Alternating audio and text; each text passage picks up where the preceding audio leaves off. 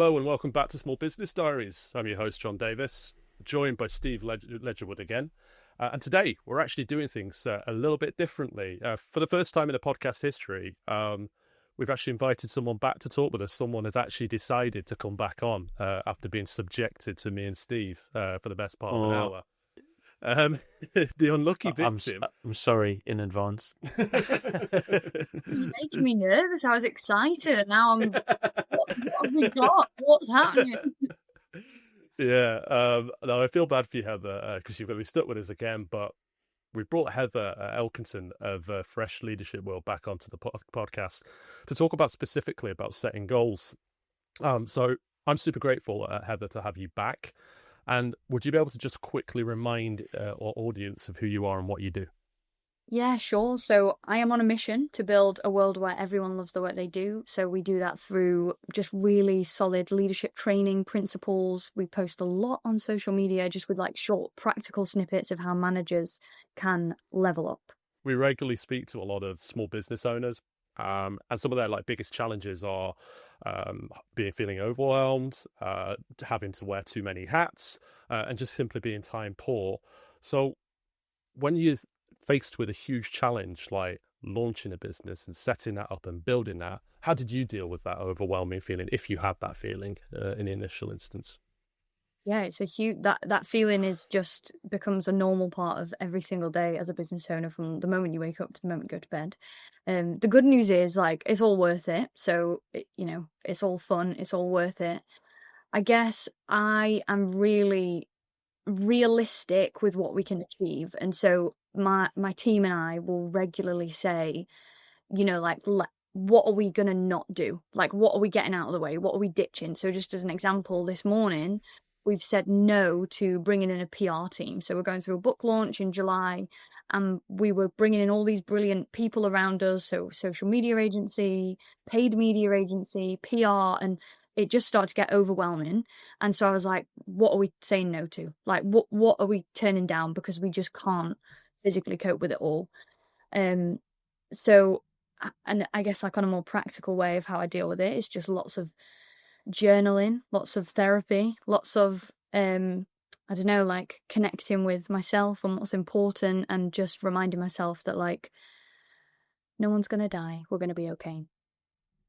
Heather, that's an interesting one just on saying no to things. I think that's really it's really an art. Actually, not many leaders can get that right in the beginning, because you are trying to figure it all out. So a question just on that, just as a second question to the first question, is you chose PR to not do that, so you didn't focus on that. But what made you choose that as a no and something else as a yes? How do you go through that process? Yeah, so I always think, what are our strengths and what are our weaknesses? And as a team, we are really good at digital marketing. So if you think about a book launch, we have got all the digital marketing things we've got set up is like nurture sequences, campaigns, social media, things we're doing on social media, blog posts, that stuff. Myself and specifically Levi and my team, who I'm working really closely with right now, that's where our strengths lie. We both have lots of experience in it. We're very good at it. We know exactly how to dial things up and down to do it well. PR is completely new. It's a big weakness in that I'm sure if we committed to it for years, we would get good at it. But right now, we don't have the relationships. We don't know how to build those relationships. And it's just a weakness of ours. And something that I've always lent into is don't try and improve your weaknesses. Just double down on your strengths. And so that's what we're doing. It's like, what do we know works? What are we really good at? Let's double down on that, and let's just ignore the stuff that is a complete unknown. And PR is a great tool in business, but it's just one that I think we have to say no to right now because it's not our strength.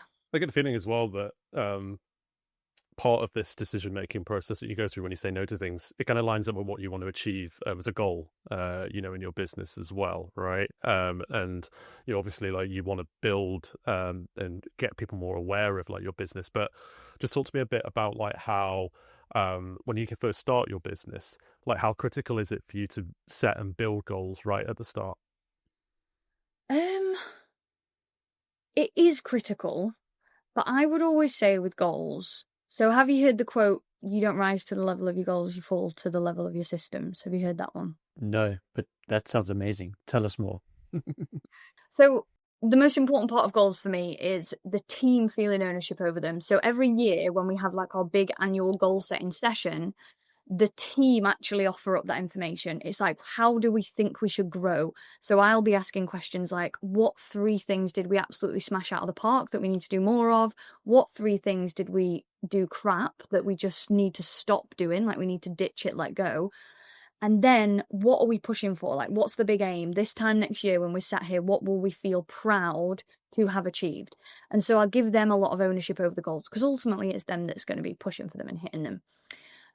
But when I say you don't rise to the level of your goals, you fall to the level of your systems, like we can pluck numbers from thin air, right? You could literally say, I want to double our revenue this year.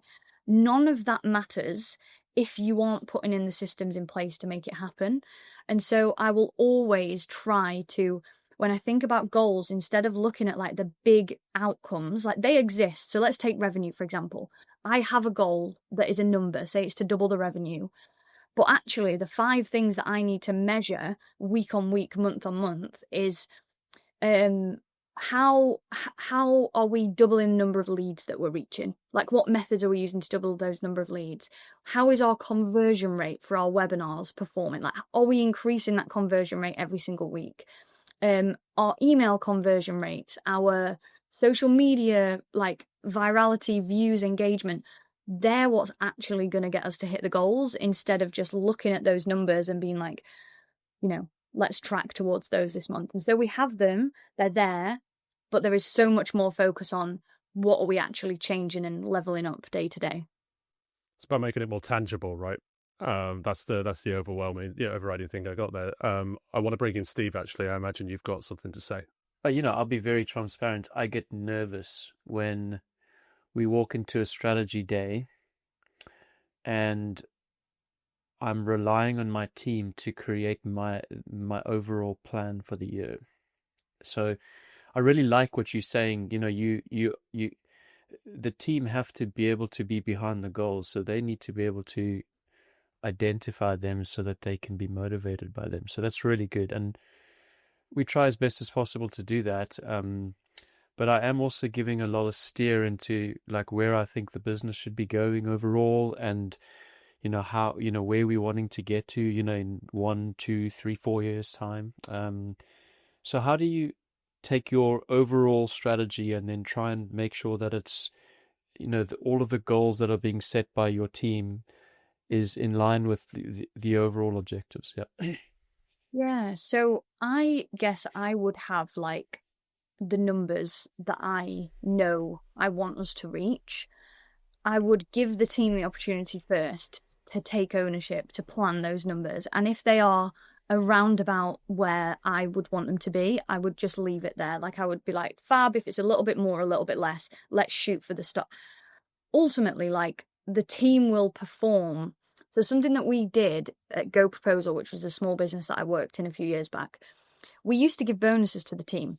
So we used to bonus people, and I think it was like 10% of their salary in January if we hit the targets for that year. What we started to realize was nobody worked harder because of their bonus. Like everyone in the team already gave us 120%. Everyone was doing incredible. They were already working really hard.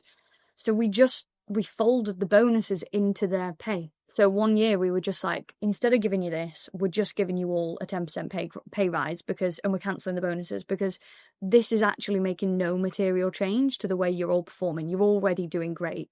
And I'd rather we just give it to you as a salary increase and stop the bonus chat. And so I would give them the opportunity to take lots of ownership. If then there was like a real big misalignment, I'd probably step in, but generally there never has been. And if anything, I'd say the team will actually give you numbers that are bigger than the ones that you would put forward. Yeah, and it's really interesting because I do agree that there's definitely that scope. I suppose the concern that I sometimes would have is if we set a goal And that goal is, like you said, like some subcategories of things that you have to do to reach those goals. Yeah. Generally, the team will come up with all of the right activity types to be able to get to that point. But I have had in the past where some people go really off piste, and they go, to some really creative part, which could work, but it's a little bit more risky. And so how do you deal with the balance of really not a good idea because it doesn't make any sense versus creative but risky versus, okay, that sounds more predictable in terms of its outcome? Yeah. I am quite a risk taker person in general. Not with things that I know are like mission critical, let's say, but I love to say to the team, like we have this thing we do in meetings where I think, did we speak about this in the last podcast? I can't remember, but we write bad ideas only on the whiteboard. And I'm like, yeah, show me what your craziest, creativist idea is. So I'm someone who I would think if people are coming up with really out of the box thinking ideas, to me, that only feels positive. That being said, if I say maybe have experience of this thing that they're suggesting, I've done it before and it's not worked in the past, instead of just saying to them, like, it's not going to work, we're not doing it, I would just ask more questions. So I would just always ask questions like, how do you think that's going to play out over the course of a year? Can you foresee any problems with this happening? Like, just keeping the accountability and ownership on them, but helping guide them in a way that like uses my experience. There's a really great story. I hope I get this right. It's from Netflix. I want to say it was 2017. Their creative director went to Sundance Film Festival. So where it's like the indie film festival, everyone's like watching the films for the first time, they've not been released yet.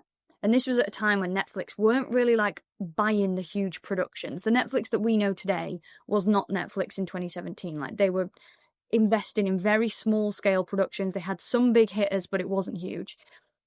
And they'd gone to Sundance Film Festival, and there's this film called Icarus. Have you heard of it? It's like about the cycling doping scandal. Yeah.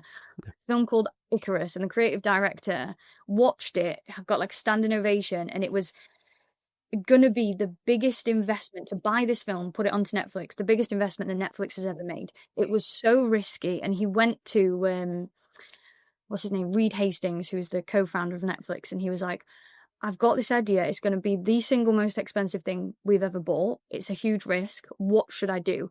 And Reed Hastings, and they talk about this in the Netflix No Rules book, Reed Hastings turns around and he was like, I'm not making the decision for you. Like, what, if you take the risk and it goes wrong, what's going to happen?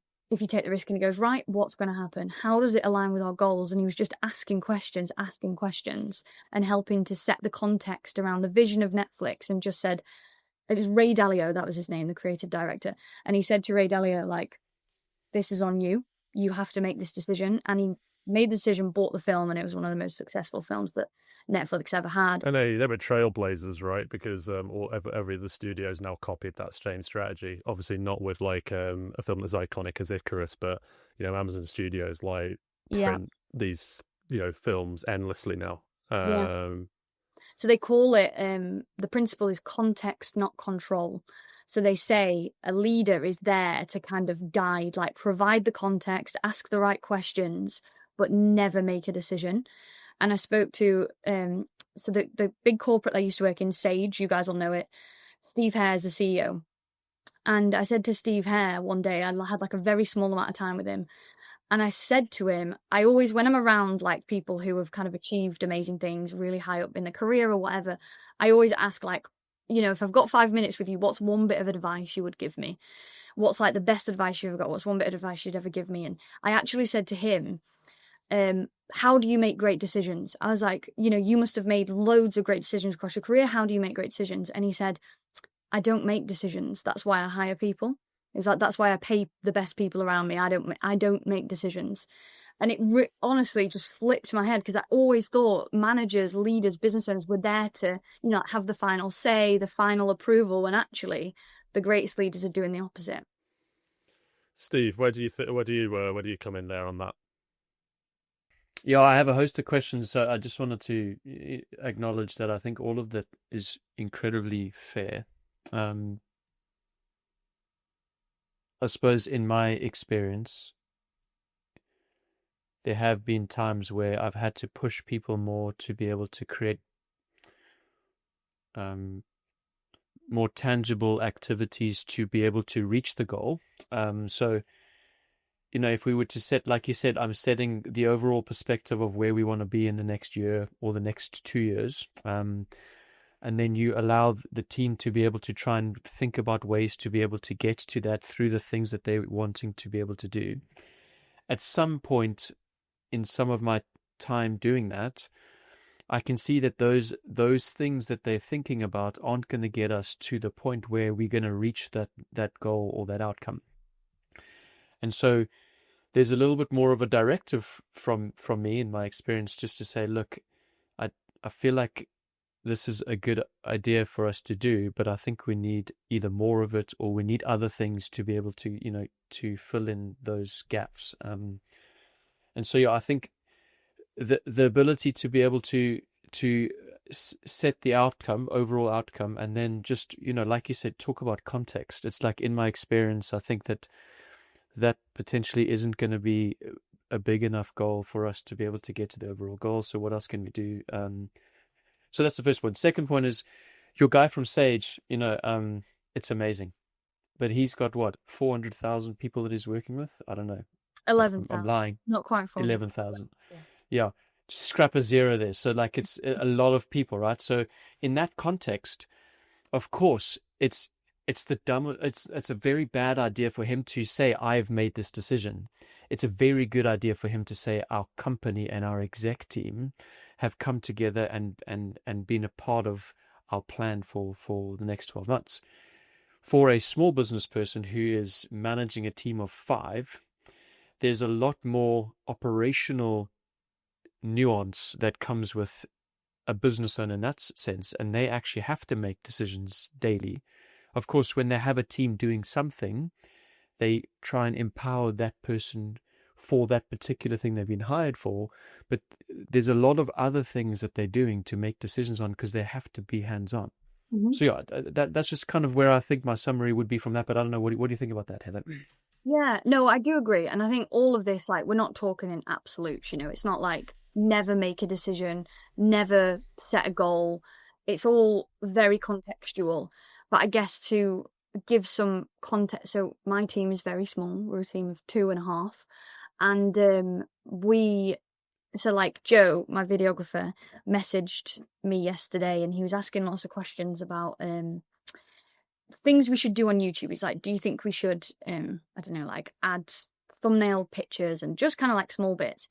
And I just went back to him and I was like, it's all on you. I'm not giving you anything. Like, this is all for you to decide. I'm new to this just like you are. And so I do think with small business owners, it can sometimes be more important to, and I can only do that because I have complete confidence in Joe and his expertise. And so I think if you don't have that confidence in the team around you to go, actually, you're the expert, you make this decision, there's maybe a different problem that's going on. Like, maybe if you can't turn around to your team and say, and we're not just talking like managers, I'm talking juniors, every single person in the team. If you don't have the confidence, and I'm not saying to you, Steve, I'm saying to anyone listening, if there is a specific team member that maybe you wouldn't have the confidence turning around and going, this one's for you, like, you make this decision, I would say there's a deeper problem there. And as a small business owner, especially, like, if we just go back to overwhelm, I have to have implicit trust and confidence in my team, because I've got 95,000 things to be doing on any given day. I literally work from the minute I wake up to the minute I go to sleep. I just physically can't be worrying about the team and if their decisions are right. And, so yeah. And there's somewhere in the middle. Like, I'm still making decisions all the time. So there's definitely somewhere in the middle, but that's my North Star. Those people are the people that I kind of look up to and follow.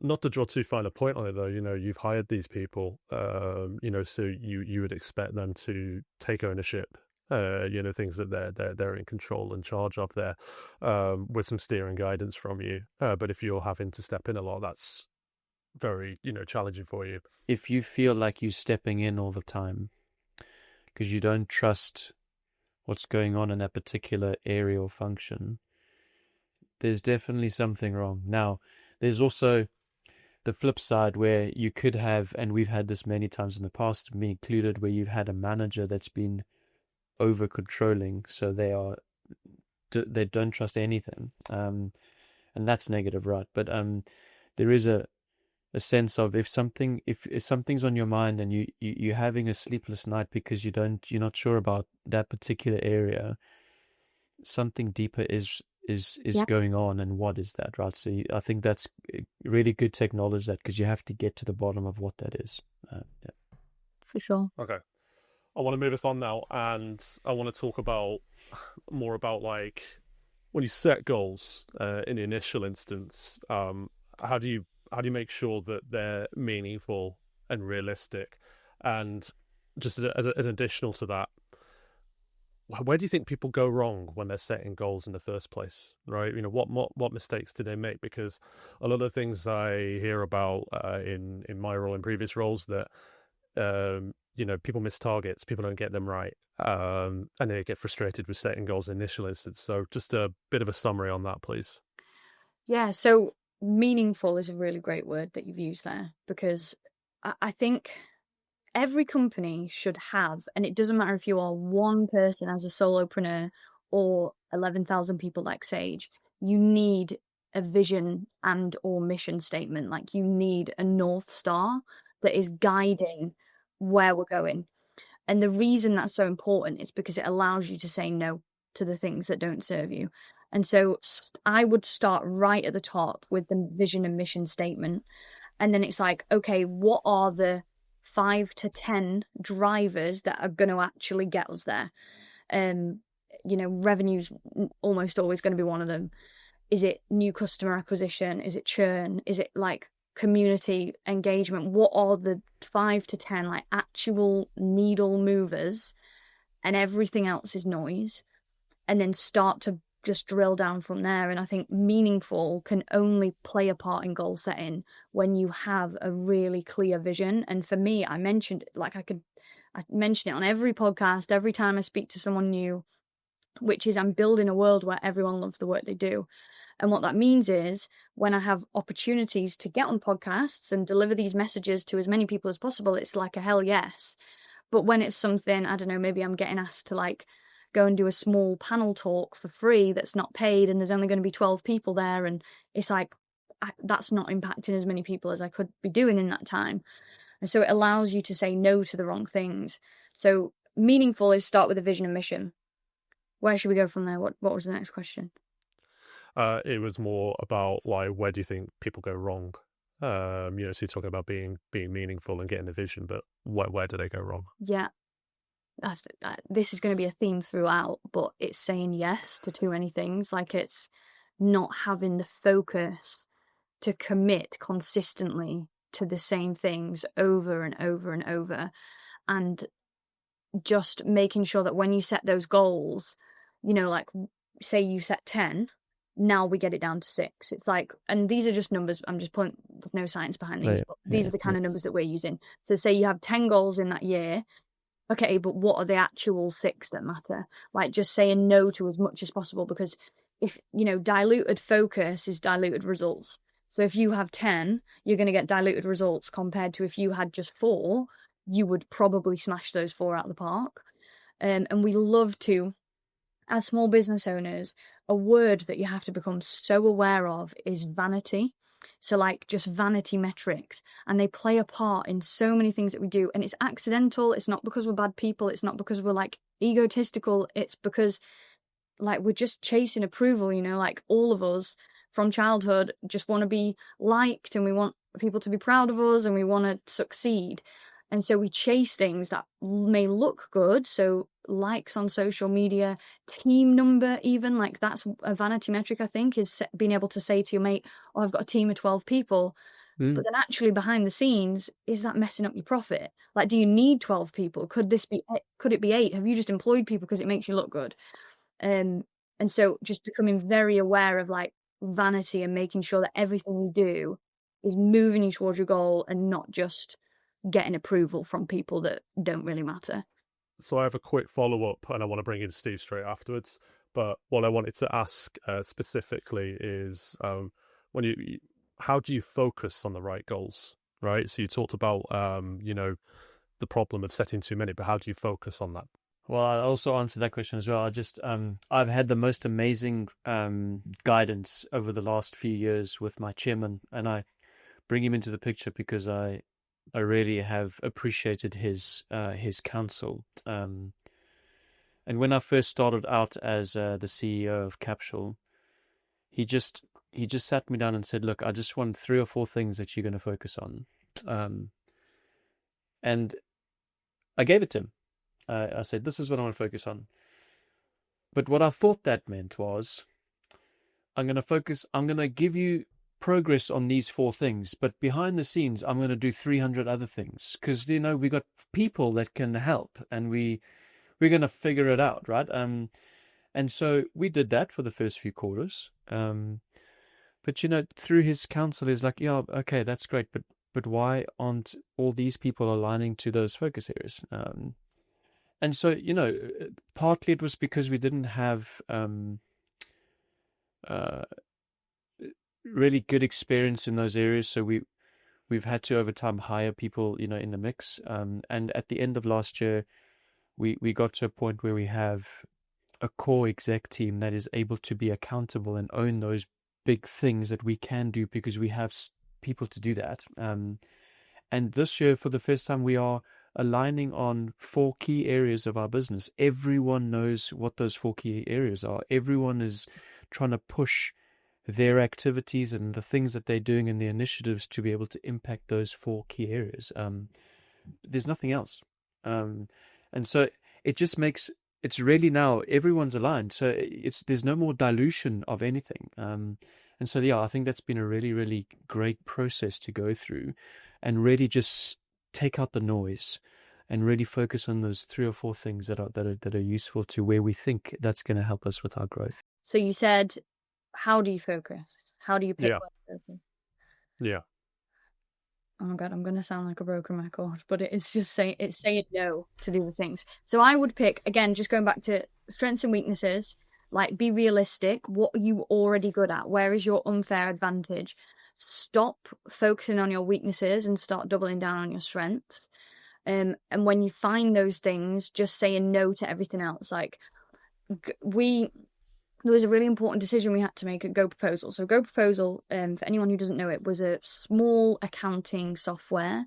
We were a pricing and proposal and like client engagement software.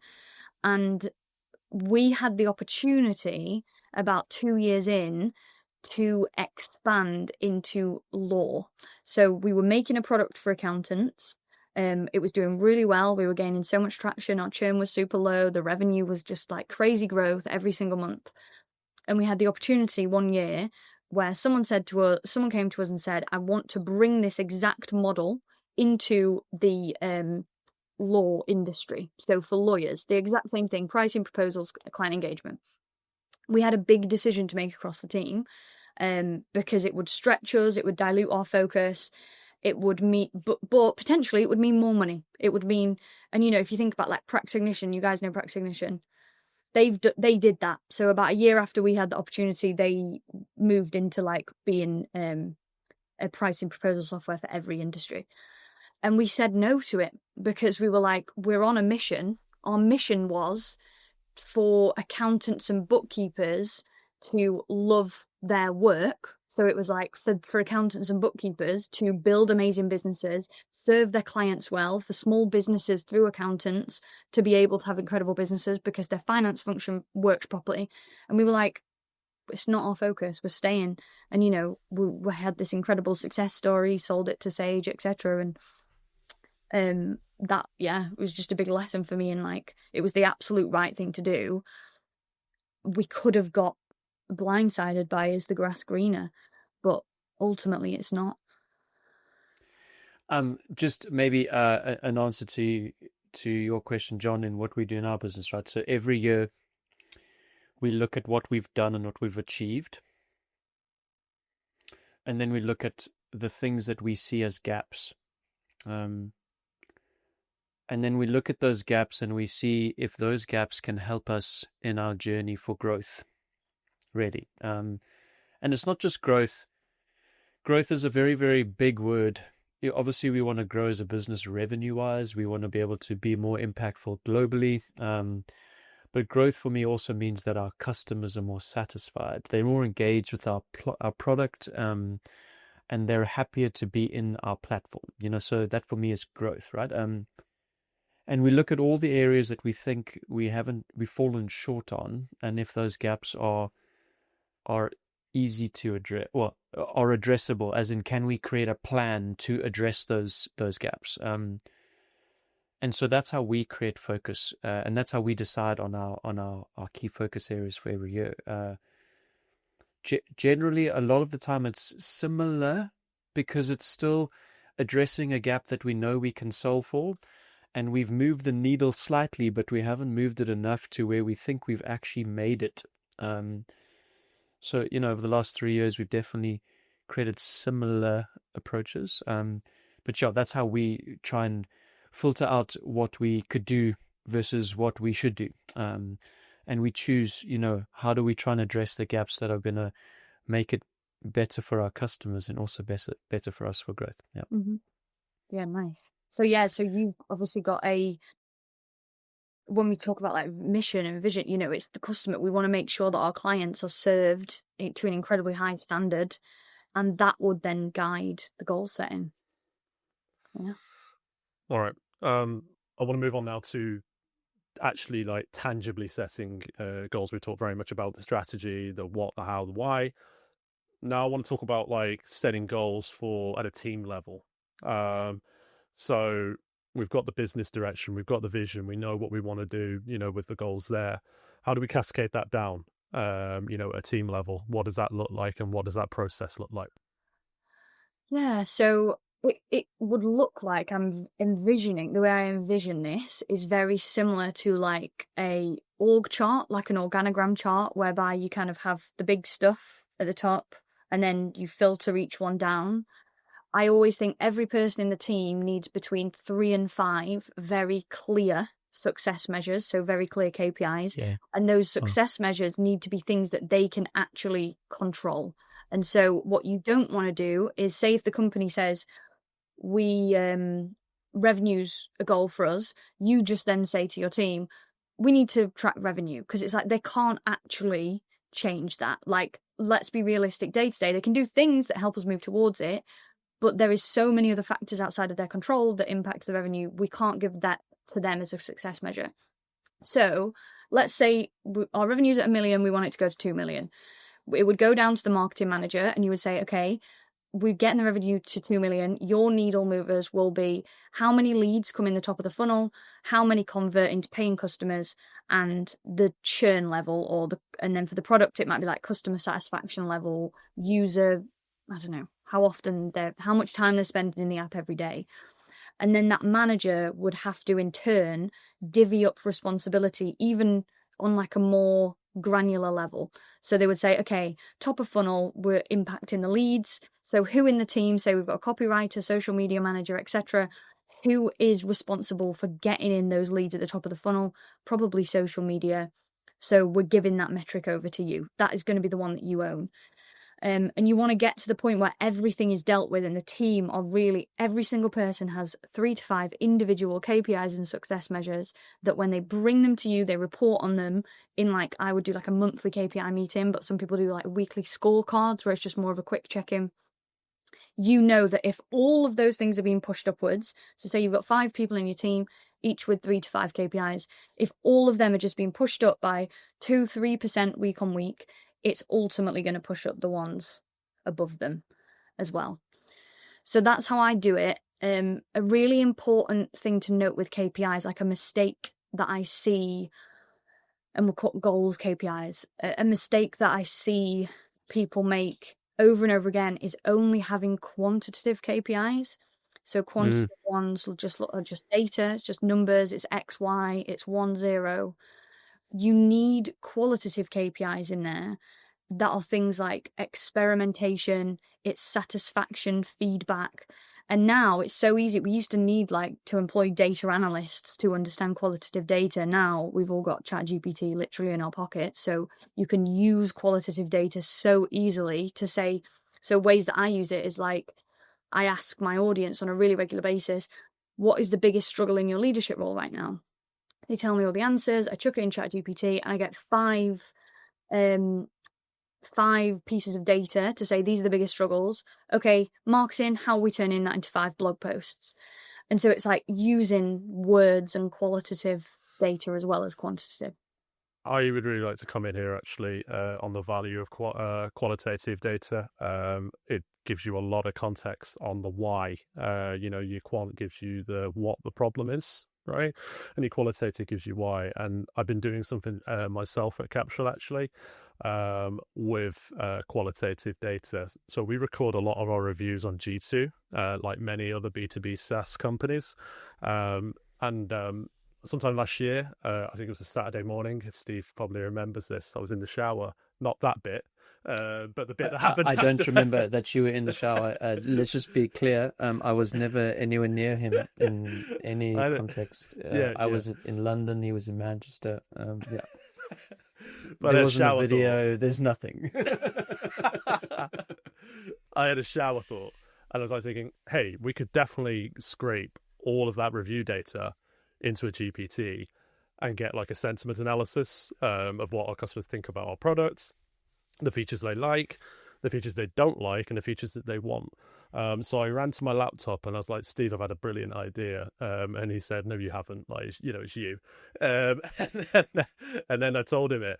And he was like, yeah, just go do it. And then this particular initiative that we fed all the data into GPT that I scraped, online has shaped a lot of our campaign and content messaging, for this year, and it's more effective than it ever has been before. I don't have concrete numbers to share at this stage, but we're starting to see some green shoots on how effective that is. So a little bit of segue, but I really wanted to share that because it's so valuable for small business owners when they're thinking about objective setting.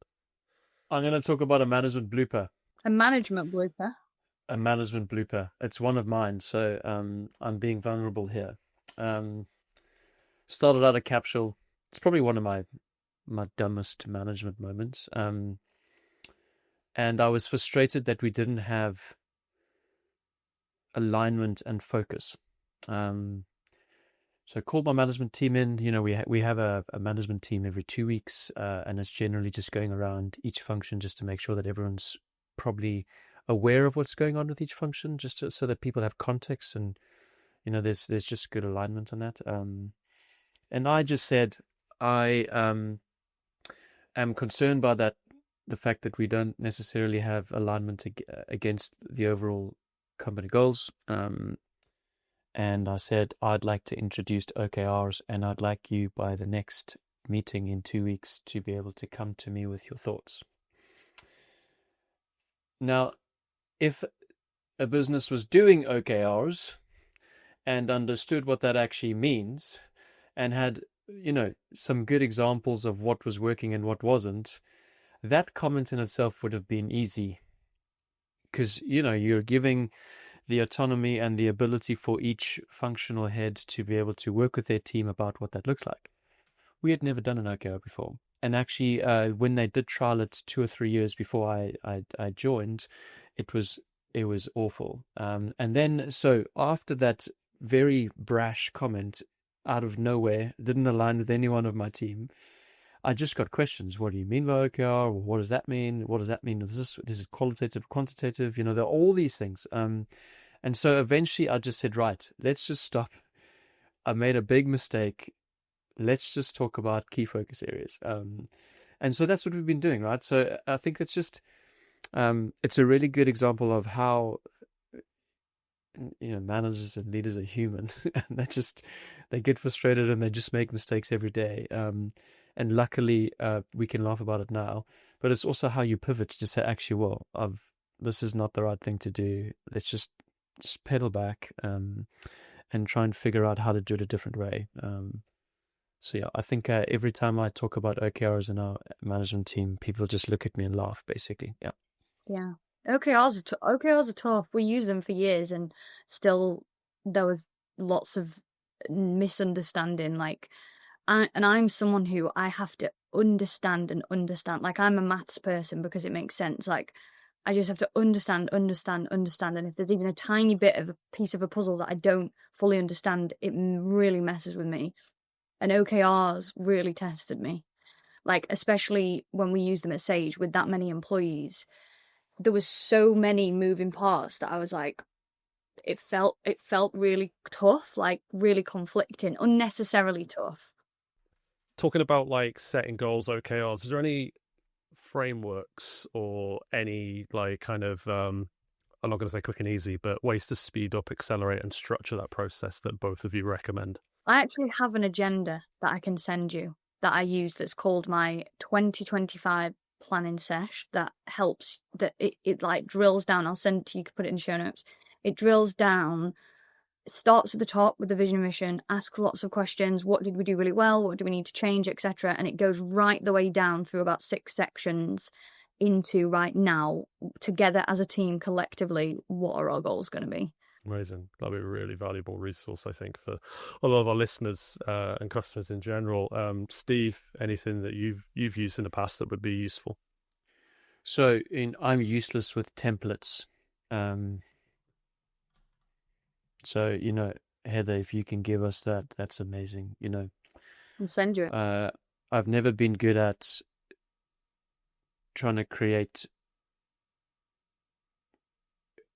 progress out of like, these are the things that we should focus on. I've always been, here's the big, I'm sometimes more strategic than I am probably operational. I like to be both, but actually I'm probably more strategic. And so what I find is those detailed questions to try and work me through a process doesn't always help me or even motivate me. But again, that's just the way that I work, right? So those templates actually are useful for everyone else in the organization, or it's other people in the organization.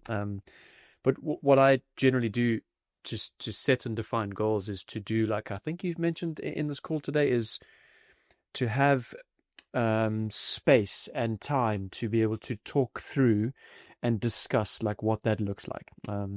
So every quarter or every 6 months we have an away day, where we just grapple with all the things that we're trying to figure out and which gaps we're seeing and how we can create a plan, potential overlying plan on how to be able to work to progress that. And then from that point, then we can filter down, like you say, like the cascading down of different goals for every one of those outcomes. So yeah, I'm a firm believer of get work out of the way, go away into a space that's not the office, and just really just understand what this is and where we're seeing this work and what hasn't worked and what data can we see that could help us in this area. What experience do we have in these things that we can use, and then we create plans or steps or next steps from that. Yeah. I suppose one of my final questions, actually, and I sense that we probably covered this quite a bit anyway, but I just wanted to make sure that we've captured everything, is what happens when you're not meeting your goals, right? You've set your goals right at the start of the year or quarterly or whatever your cadence you choose. Maybe both of you could come in actually on like the cadence of goal setting in general. But what happens if you're not meeting them? I would stick to them till the end of the year and wait until the end of the year to recalibrate. So just keep sticking to them. But obviously just don't let months go by where you don't change what you're doing. So like if a month or two goes by, and I've seen this happen in teams so often, they don't hit a goal and it's just like, let's blame the economy or clients or other factors that are outside of my control in the business. And the questions need to be, okay, maybe that is a reason. Maybe the economy's not on our side. However, what are we going to do that we can control to change it? Because businesses are still succeeding. So what is within my sphere of control that I am changing, and just making sure that we don't just let every month pass us by without trying new things, trying new mediums of selling, and, investigating AI, like looking into everything we can do to innovate, but don't move the goalpost. But we can recalibrate at the end of the year. I strongly agree with what you just said. Don't move the goalpost. How do you get to the goal? So let's pivot on the things that we're doing to be able to try and get to a goal, but don't change the goal. And I agree, you got to run that goal for the year, unless it's clear that the goal that you created from the beginning is not really going to produce the outcome that you're thinking it is, and then you can obviously recalibrate. But yeah, strongly agree. Don't change the goal. Make different in things that you can do to be able to progress towards that goal. And a lot of the stuff we do to align on each quarter is actually looking at how we can pivot or double down on reaching that goal. And so yeah, so I think that was very well said. Yeah. I think my final question is this then. What's the one, like when you're considering setting a goal, one piece of advice that you could give to anybody, that a small business owner in particular who's thinking of setting a goal? What's the one thing that's most important in everything that we discussed today? I would say ask yourself the question, is this goal important and intrinsic, or is it vanity and extrinsic? And just really seriously ask yourself that question before cementing the goal in place. I grapple with vanity metrics. I really do. So it's great. John knows this. I do. A goal is a goal, but how do you break that into meaningful chunks, so that it's tangible? Now, a goal can be tangible as one goal, but if you're looking at a big goal in itself for a year, for instance, it sometimes is quite daunting, particularly if you're really keen to be able to focus on something that is quite a big shift in a company, whatever it may be. And so yeah, break that goal down into meaningful chunks, and measure those chunks so that you can feel like you're getting tangible progress, which builds confidence, right? So yeah, that would be my big one. All right, I think that is a wrap. I just want to say again a huge thank you to you, Heather, for coming on again, speaking with Steve and I today. Really grateful for you. Just a quick question on you, Heather. If people wanted to find out more about you, where could they go to find out more? Well, I will give you a link. The link that you're going to have in the show notes with the agenda it's hosted on my blog. So I would just have a fish around on the blog, because there's loads of educational content on there. It's completely free. We've got videos, downloads, all sorts. So that is your best place. Perfect. We'll make sure we include all of that in the show notes and the comments on the YouTube video as well, and on all the podcast channels that we're on. Thank you very much, everyone else who's joined us on this episode. Thank you, Steve. Thanks a lot for watching Small Business Diaries. Let us know what you think, and we'll see you on the next episode.